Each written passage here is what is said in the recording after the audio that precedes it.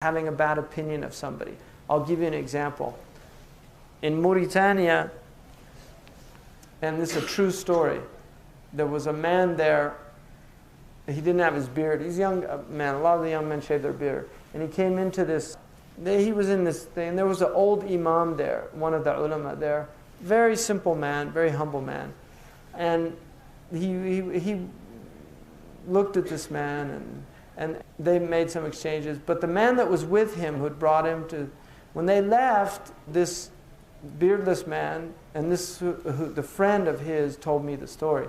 He started saying, these old shuyukh, this is what's holding us back, and this is the takhalluf of Mauritania, this is like the backwardness, and these, they're just so pathetic, and he was going on, and just backbiting this guy.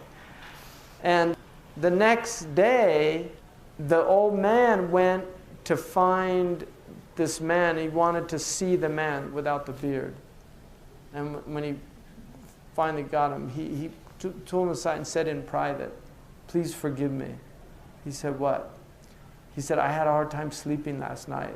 And he said, "Why?" And he said, "Because I saw you didn't have a beard, and I just assumed that you were a fasiq.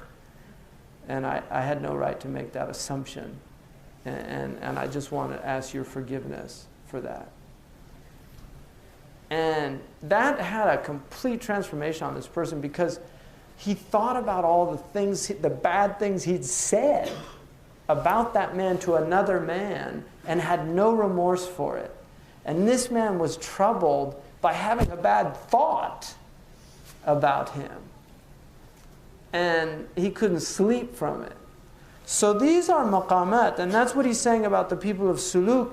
They're worried about their heart, the state of their heart, about what they're thinking about people, about hasad, about shuh, tama', these type things. That's what's troubling them, and they're making tawbah for that. Imam al-Hatmi says that the first degree of wilaya is that you begin to do muhasabah of the khatir. Ibn Ashir says, يُحَاسِبُ النَّفْسَ عَلَى الْأَنفَاسِ وَيَزْنِ الْخَاطِرَ بِالْقِسْطَاسِ.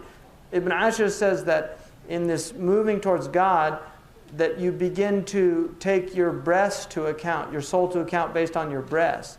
So you actually realize your breaths are accountable. Every breath you take is accountable. And then you actually weigh your thoughts in the divine scales, whether the thought is acceptable or not. And that's what that imam was displaying, is that he realized that he had a suspicion in his heart about this man, and he wanted to ask the man for